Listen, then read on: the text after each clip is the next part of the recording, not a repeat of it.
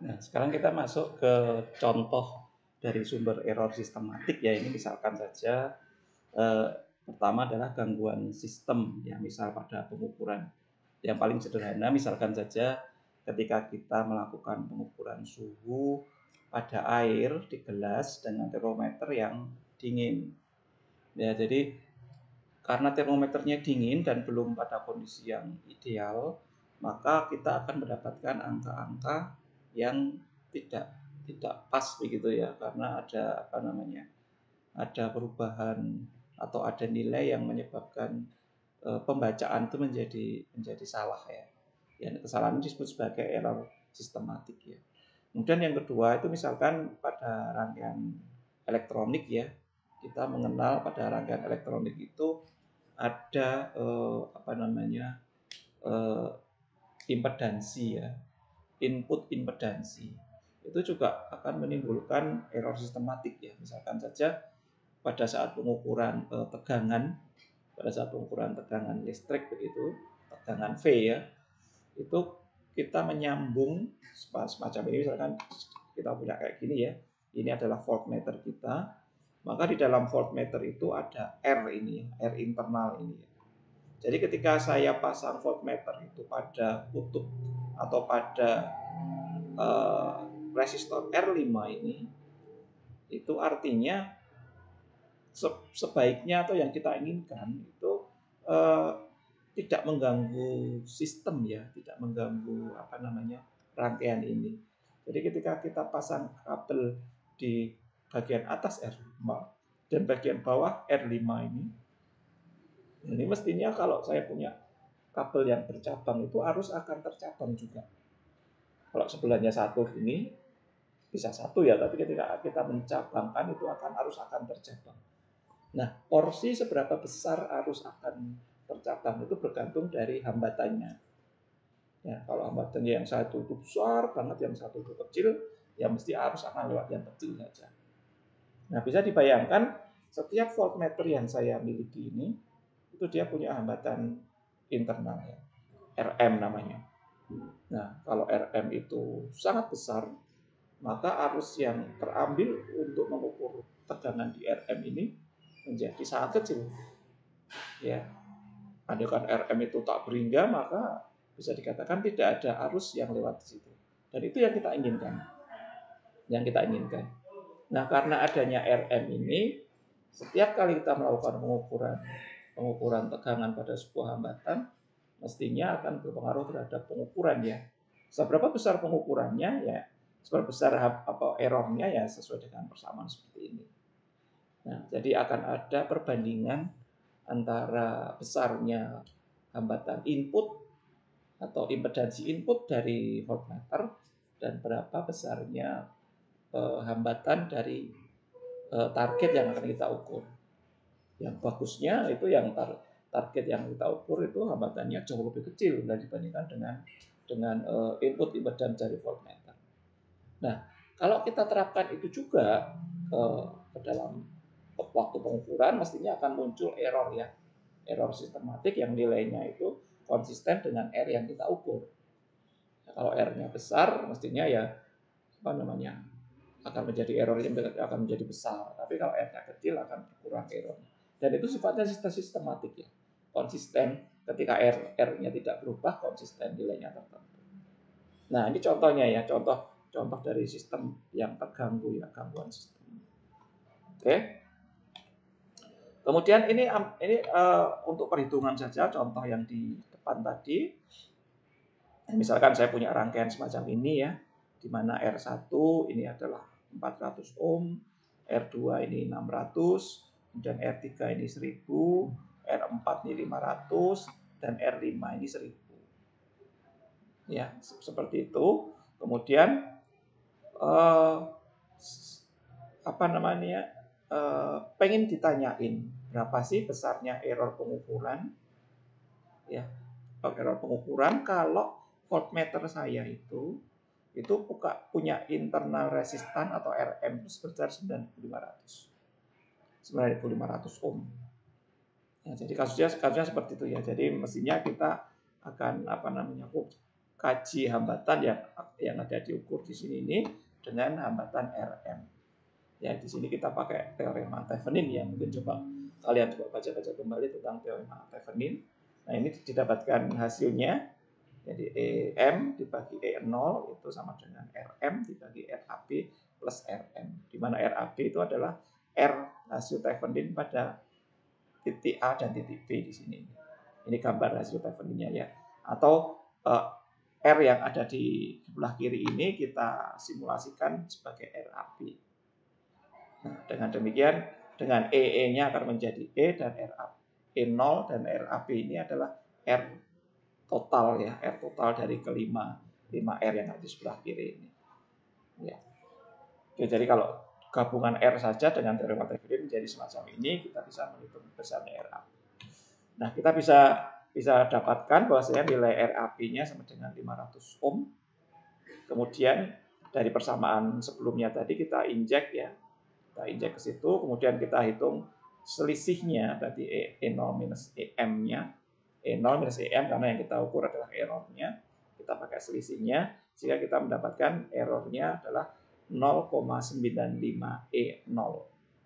Ya. Jadi E0 dikurangi EM itu sama dengan 0,95 E0. Sehingga errornya adalah sekitar 5%. Oke ya, jadi ini kira cuma suatu kasus elektronika saja. Bahwasanya kalau saya melakukan pengukuran dengan hambatan yang saya ukur itu sekitar 500 ohm, padahal alat ukur kita itu memiliki hambatan dalam 1000 ohm, ya bisa dikatakan separuhnya begitu ya. Separuhnya begitu, yang ini 500, yang ini alatnya itu 9500, sorry. Alatnya impedansi inputnya 9500, maka error yang muncul adalah 5%. Jadi harus hati-hati ketika kalian mengukur SP misalkan aja ya. SP di lapangan, sel potensial di lapangan, Anda menggunakan multimeter atau voltmeter dengan input impedansnya sekitar 40 kilo misalkan ya, 40.000 ohm. Kalian mengukur dengan hambatan antar dua elektroda poros pot itu katakanlah 100 ohm begitu ya. Nah, itu bisa dihitung kira-kira berapa persen nanti error sistematis yang akan muncul. Oke ya, begitu ya. Saya lanjutkan. Nah, kemudian yang kedua, sumber error sistematik ini adalah gangguan akibat lingkungan dari input ya. Gangguan dari lingkungan dari input. Nah, kemudian kita bisa lihat kembali dari pertemuan sebelumnya bahwasanya itu terkait dari sensitivity drift dan zero driftnya. Jadi ada driftnya, ada perubahan sensitivitas maupun ada zero drift. Nah, jadi error sistematik ini bisa nyatakan dalam dua bentuk, yaitu zero drift. Ya, jadi ada pergeseran dari nilai 0. Ya, kalau yang 0 mestinya 0 tapi dia bergeser. Kemudian sensitivity drift, jadi dia sudut gradien sensitivitasnya jadi berubah. Nah, ini ada beberapa hal ya, yang penyebab pertamanya yang mungkin karena lingkungan yang paling clear, karena lingkungan ya, kan suhu, karena kelembapan begitu ya. Beberapa instrumen itu sensitif terhadap suhu. Beberapa komponen kelistrikan sensitif terhadap suhu. Kalau suhunya terlalu panas itu biasanya R-nya juga akan berubah, hambatan komponen juga akan berubah, kadang-kadang sifat kelistrikannya juga akan berubah di dalam komponen itu, sehingga menyebabkan pembacaannya menjadi bergeser ataupun sensitivitasnya menjadi berubah. Oke ya. Kemudian yang ini contohnya. Kemudian yang ketiga itu sumber error sistematik adalah gangguan akibat waktu operasional.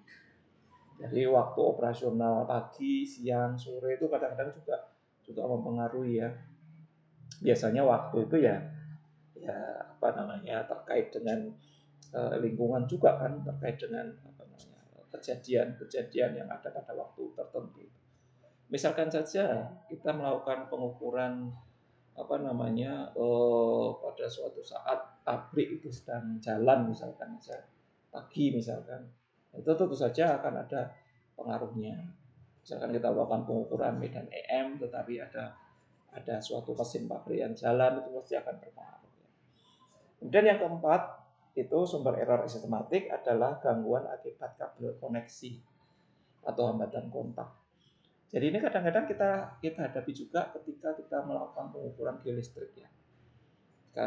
Kalau kita membuat kontak untuk suplai injeksi arus ataupun untuk melakukan pengukuran potensial, maka kabel itu saya hubungkan dengan elektroda. Nah, kadang-kadang elektroda tadi tidak terhubung dengan bagus sama kabel yang menyebabkan ada hambatan kontak ekstra ya. Pada kontak itu saja ada hambatan tambahan yang nanti tentu saja akan menambah error sistematisnya, karena akan menambah hambatan yang di tanah sebenarnya sudah ada, tapi ada tambahan kontak itu kan.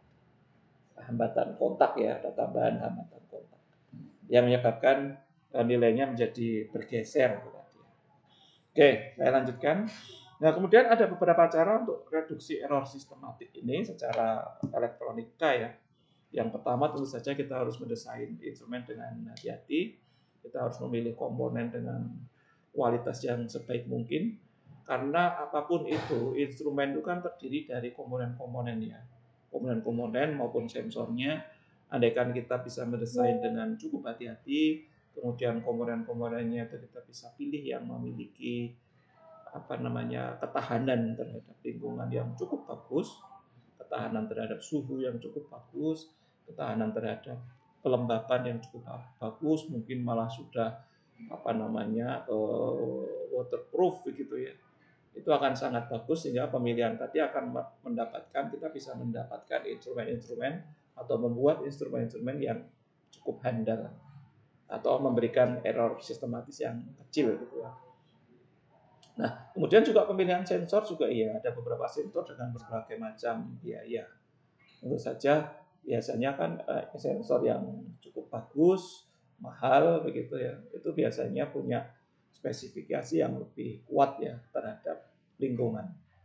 Jadi error sistematisnya biasanya sudah dituliskan di situ. Kalau kita pakai pada suhu kenaikan 5 derajat Celcius mungkin akan ada perubahan nilai sekian, itu biasanya sudah dipasangkan di situ ya. Sehingga tentu saja pemilihan instrumen atau pemilihan sensor yang bagus juga akan mendukung. Intinya adalah mendesain instrumen dengan hati-hati. Kemudian yang kedua, kadang-kadang itu metode membalik input ya. Ini pernah saya lihat pada suatu instrumen geolistrik ya. Di instrumen geolistrik itu ada suatu metode untuk membalik input. Membalik input. Jadi misalkan saja saya pengen mengukur geolistrik, tetapi ketika saya tancapkan elektroda potensial, itu kan ada sumber SP yang terbaca ya. Mesti akan ada sumber SP yang terbaca.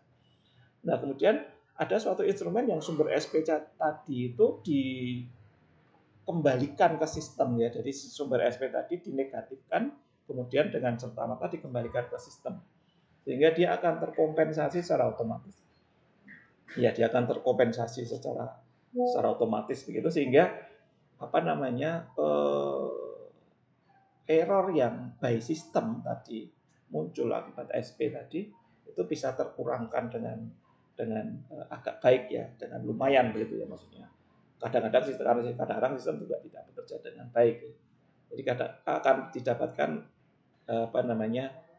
error sistematis yang sudah agak terkoreksi begitu.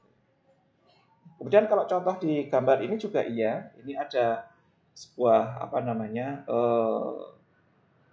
misalkan saja saya punya sebuah alat ukur begitu ya, alat ukur di mana di dalam alat ukur tadi agak melenceng begitu katakanlah alat ukurnya yang melibatkan mekanik begitu agak melenceng. Misalkan saja pada alat ukur voltmeter gitu ya, atau alat ukur ohmmeter itu kadang-kadang tidak, pembacaannya itu kalau kita inginkan 0 ya tidak 0. Kadang-kadang kita memerlukan menambahkan tegangan tertentu kepada instrumen itu supaya bergeser. Nah, ini juga iya. Jadi kita mengganti-ganti R di sini karena dengan arus konstan kita punya tegangan yang berbeda-beda, sehingga kita bisa katakan dengan menambah tegangan atau menambah R yang ada di situ, itu kita akan menambah GGL begitu ya, sehingga menyebabkan jarum tadi bergeser, sehingga kayak menjadi nol ya, menjadi nol, jadi instrumen dengan nol. Jadi kita tambahkan dengan metode-metode tertentu, dengan cara membalik input tadi juga bisa kita menolkan nilai dari yang terbaca, karena dengan menolkan itu otomatis error sistematis akan hilang, tidak akan ikut ya, yang akan remove ya oleh dirinya sendiri. Oke, kemudian selanjutnya adalah cara reduksi error sistematik. Itu yang ketiga adalah dengan menggunakan high gain feedback ya. High gain feedback ini memang kadang-kadang digunakan untuk instrumen-instrumen yang cukup modern sekarang ini ya. High gain feedback itu intinya bahwasanya kita punya kayak sebuah feedback ya, kayak sebuah instrumen tambahan begitu yang saya bisa gunakan untuk memperkuat signal dan menghilangkan noise-noise yang muncul. Nah, jadi ini desainnya kira-kira semacam itu. Kita lihat errornya dulu, perbedaan nilai pembacaan. Kemudian nilai pembacaan tadi itu kita coba mengatur supaya pembacaan tadi bisa kembali dengan gain yang cukup tinggi. Nah, dengan demikian error tadi akan terminimalisir dengan baik. Kemudian yang keempat tentu saja kita bisa gunakan kalibrasi yang nanti akan kita bahas pada pertemuan selanjutnya. Di kalibrasi ini adalah suatu cara yang digunakan untuk memastikan bahwasanya alat itu bisa mengukur dengan baik, alat itu mengukur dengan error sistematis yang sekecil mungkin. Ya, jadi misalkan kalau 0 ya 0, kalau alat itu kita gunakan untuk mengukur dan hasilnya mestinya 0, kita akan dapatkan nilai 0.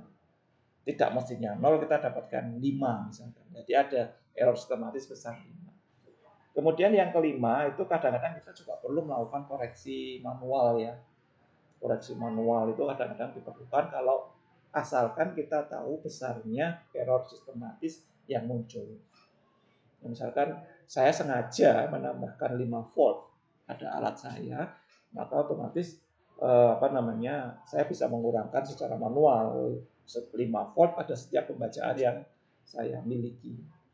Nah, koreksi manual itu kadang-kadang juga diperlukan pada proses koreksi diurnal begitu ya.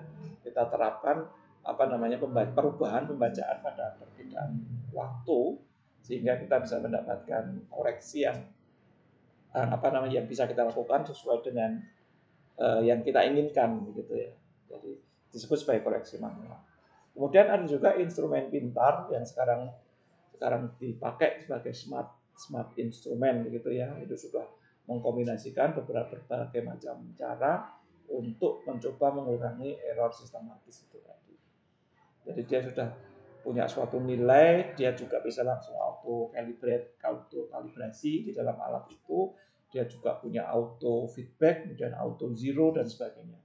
Jadi beberapa alat pintar itu ada ya. Contohnya saja ada timbangan pintar begitu ya.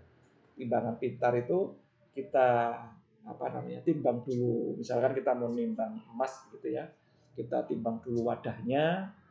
Kemudian kita bikin 0, kemudian kita wadahi barang kita di situ, kemudian kita timbang lagi.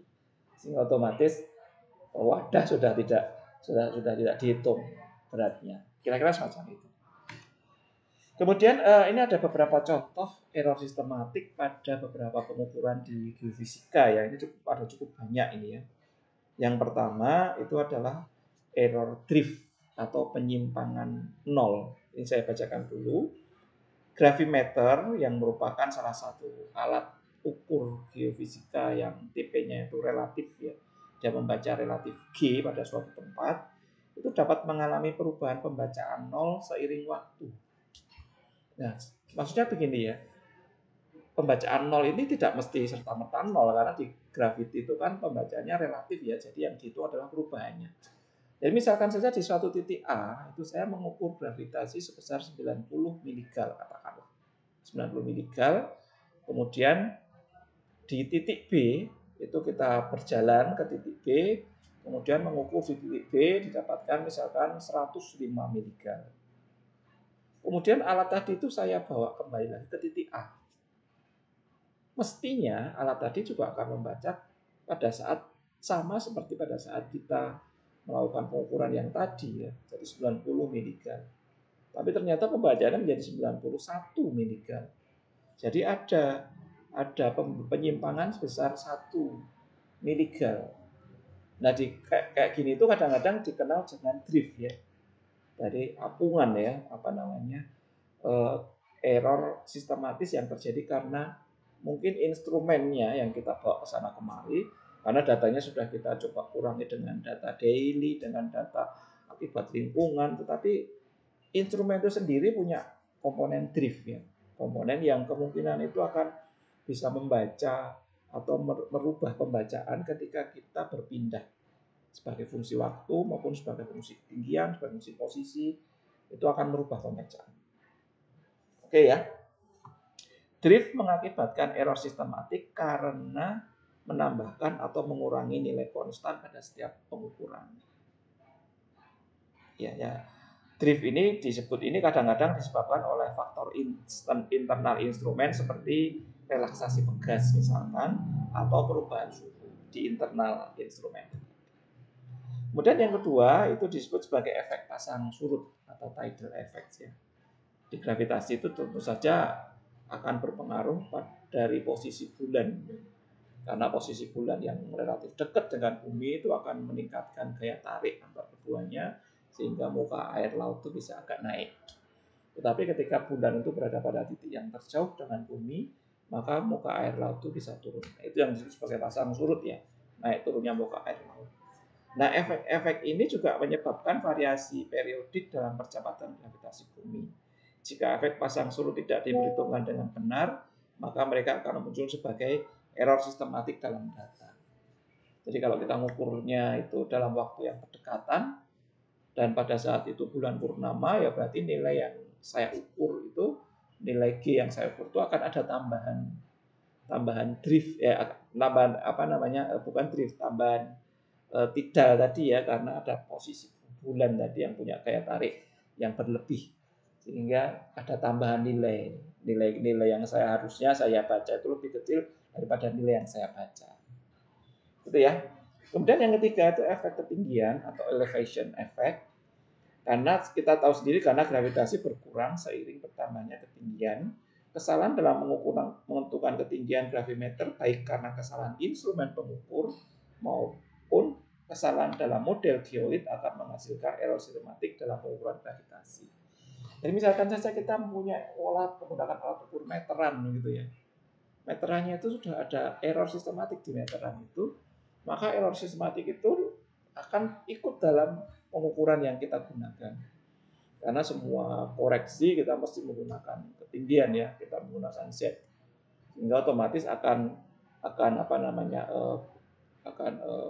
berubah tadi ya nilainya, akan berubah menjadi nilainya akan bertambah.